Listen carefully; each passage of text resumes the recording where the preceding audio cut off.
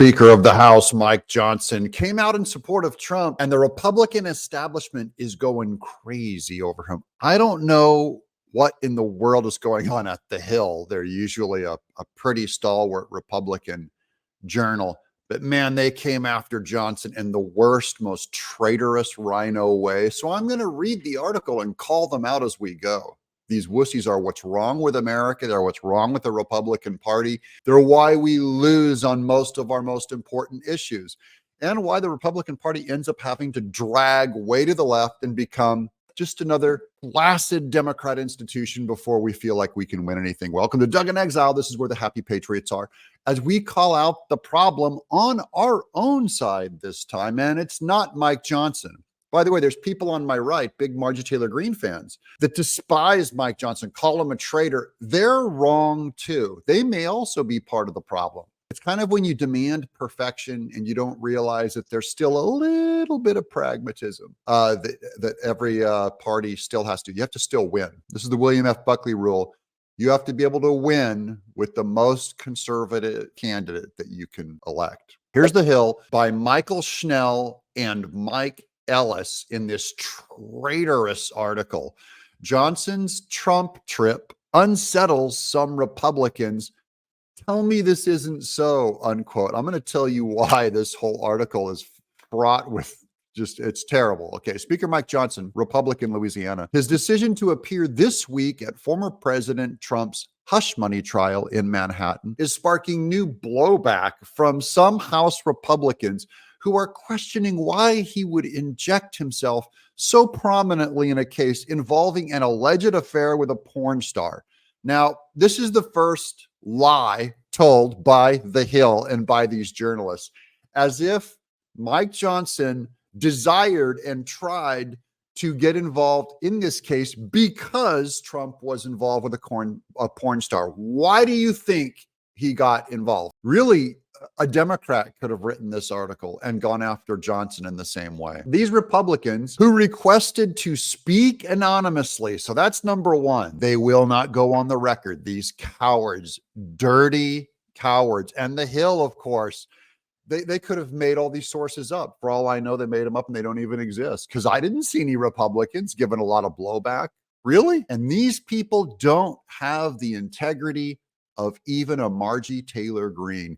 These are the slithering Republicans hiding in the shadows. Let's continue. To discuss the sensitive topic are accusing Johnson, a devout Southern Baptist who built a career around the fight for Christian values. See, when they roll out the Jesus stuff, they start implying that you're some kind of a hypocrite.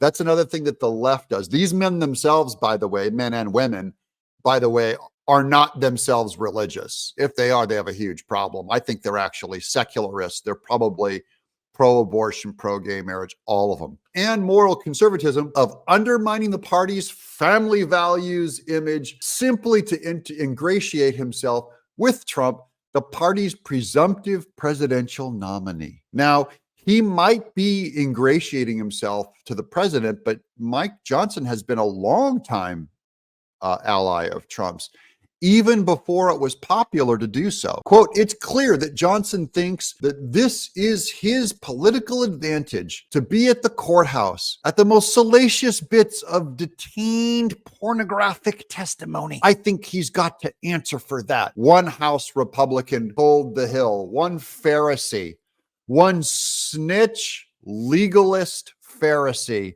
said. How about the Speaker of the House knows when 1/3 of our government branches is being undermined by the other party? Maybe the Speaker of the House wants to show that the House is behind the candidate who this fall is probably the single most influential guy to break more ground for Republicans. Down ticket battles. House of Representatives and the Senate are both going to benefit from Trump's win, and as well as the Supreme Court, by the way. Quote, it seems like an odd place for him to be, given what he has said. Now they're like, oh, Mike Johnson, he's standing by his friend Trump, and we're going to give him a tough time.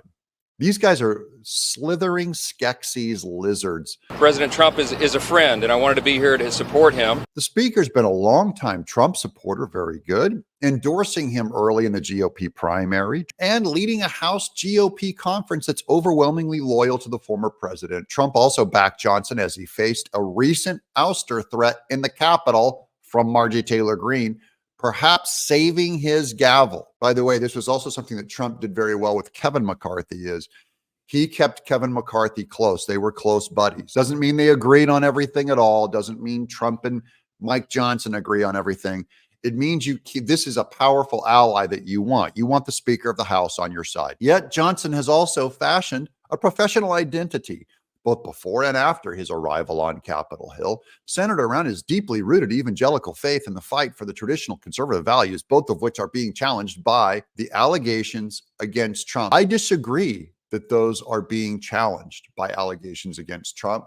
Trump is being trapped in a political and only a political farce that they pretend is about Stormy Daniels, and the Hill is trying to make it about Stormy Daniels, but every legal scholar knows that it's not about that. It's about Trump's accounting. It's about who wrote the check for what, not so much about the cause of the writing of the check, which the Democrats and the Hill keep trying to make the case about. This is the fifth week that President Trump has been in court for this sham of a trial. They are doing this intentionally to keep him here and keep him off of the campaign trail. Now watch this. Quote, I was watching the newscast and I saw him in the background and I thought, tell me this isn't so. Because there's no debating the fact that Mike Johnson is a devout Christian human being, unquote. Who even talks that way? A devout Christian human being? It sounds like it was written by AI.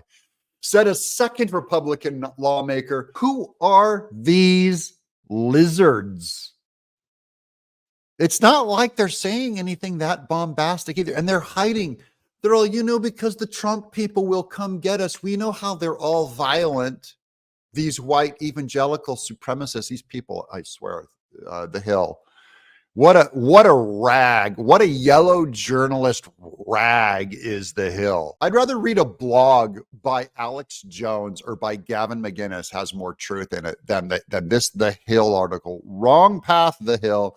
This one is particularly dirty. Usually you do a much better job on this, guys. This is the bottom of the barrel. This is the grease trap.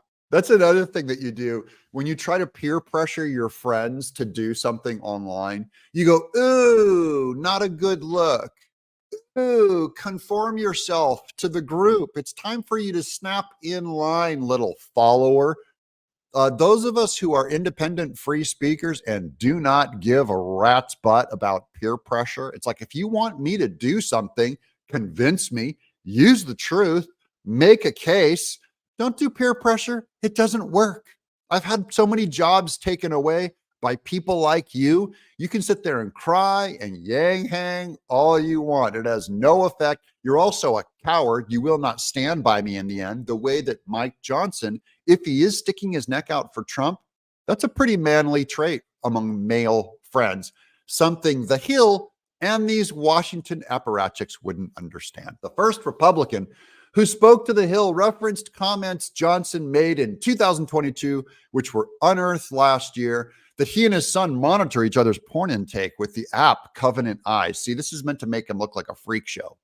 A platform that, quote, helps you live porn-free with confidence. This is probably the biggest thing that drives Washington crazy, is that Mike Johnson is trying to live a porn-free life. Don't we all? Shouldn't we all do it more?